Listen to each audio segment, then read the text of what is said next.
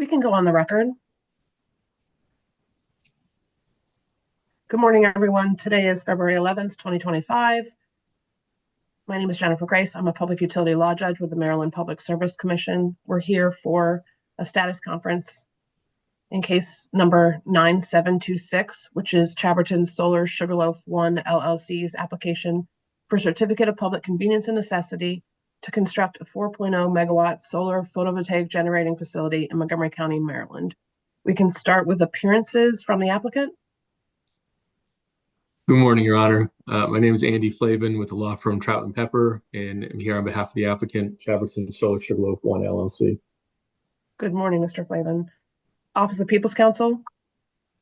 Good morning, Your Honor. Brock Miller on behalf of the Maryland Office of People's Counsel. Good morning, Mr. Miller. Montgomery County. Good morning, Your Honor. Lisa Brennan on behalf of Montgomery County, Maryland. Thank you. Good morning, Ms. Brennan. Maryland National Capital Park and Planning Commission. Good morning, Your Honor. Matthew Mills on behalf of the commission. Good morning, PPRP. Morning, Your Honor. Steve Tolson, Assistant Attorney General Counsel for PPRP. Good morning, Mr. Tolson and staff.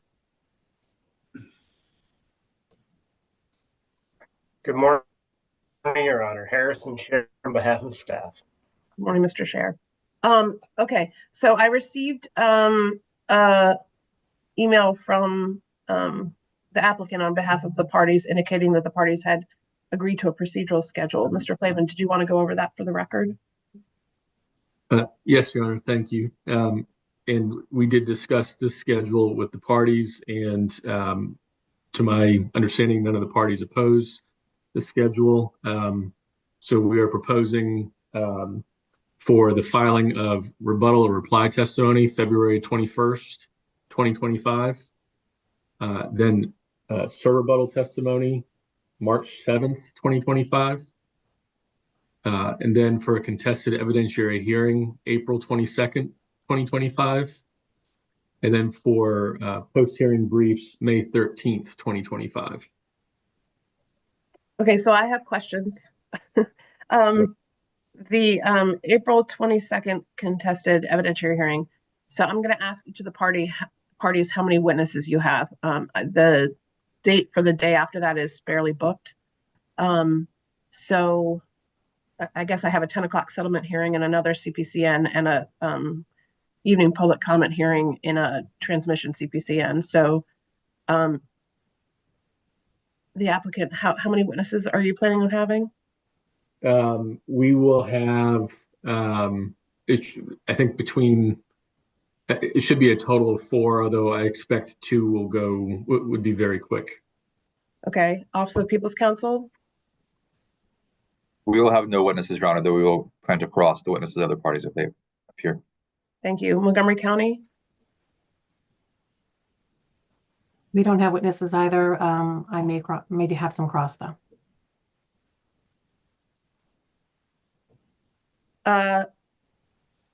MNCP PC? The same thing for park and planning, Your Honor. No witnesses, just cross. PPRP? Your Honor, we might have 1 witness, either 0 or 1, depending on the briefing. And staff?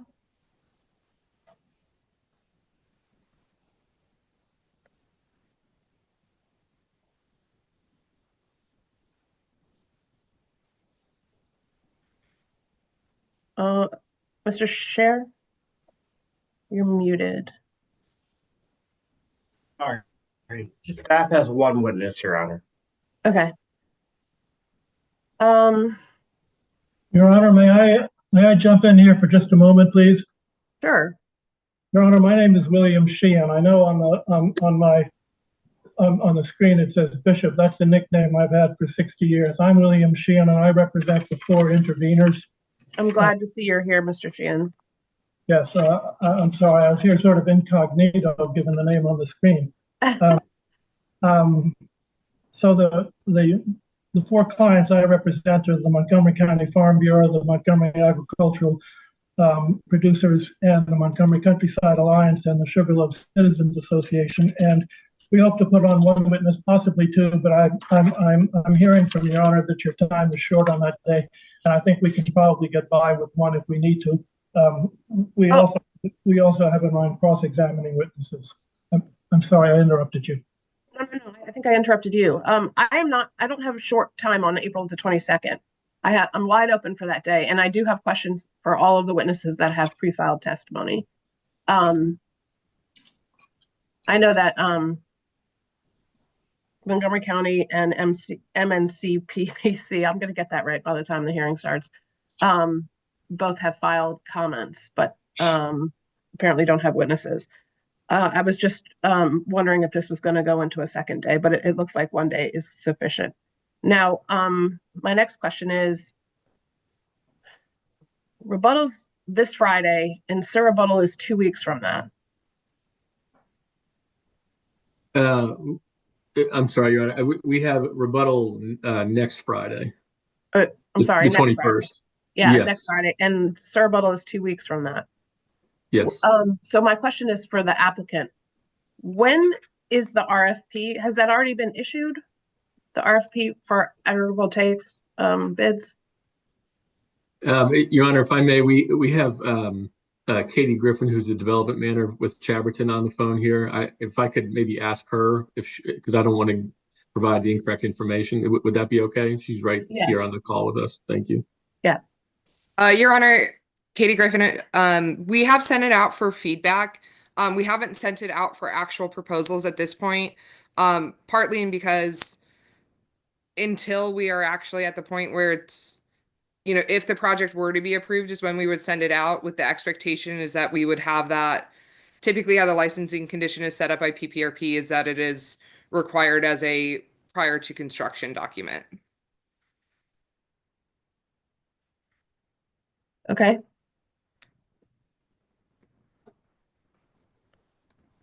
Mr. Flavin, so is the rebuttal or the surrebuttal from the company going to have any information on whether the type of agrivoltaics in this matter are pollinator habitats or one step up beehives or low growing or root vegetables or grazing, or is it,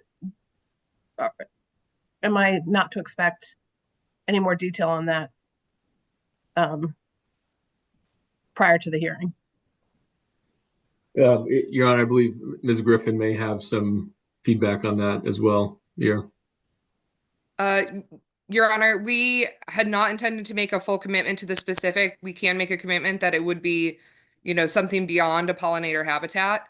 If we need to make a commitment by that point, I can have a discussion with our team and we can make that commitment. But the goal is to give as much flexibility to farmers in the proposal process, and not dictate what they are doing and let their expertise define what they would like to do on the property. Okay.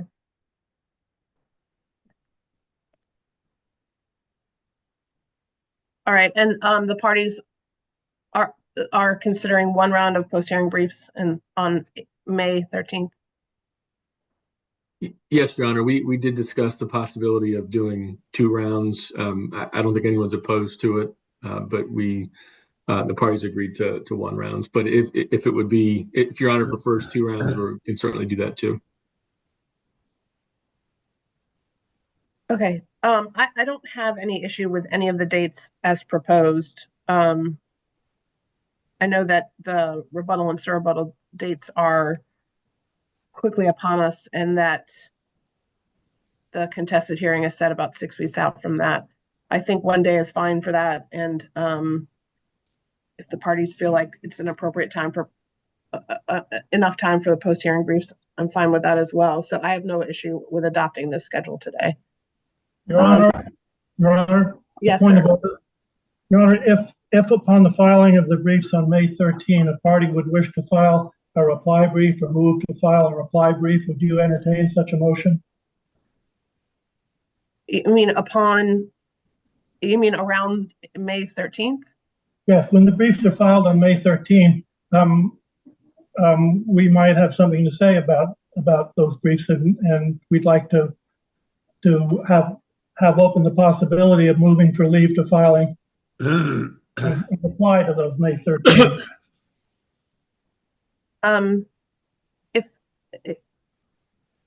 If there's going to be a request for reply briefs, that I would ask that be made at the end of the evidentiary hearing rather than at the time the briefs are filed. Thank you, Your Honor. All right. Are there any other issues that the parties want to bring up?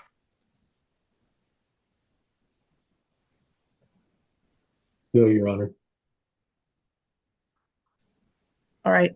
All right. I have no problem with the dates that as proposed, and I'll go ahead and issue a amended procedural schedule to that effect. Thank you, everyone, for your time this morning, and we can go off the record. Thank you, Your Honor. Goodbye. Thank you, Your Honor.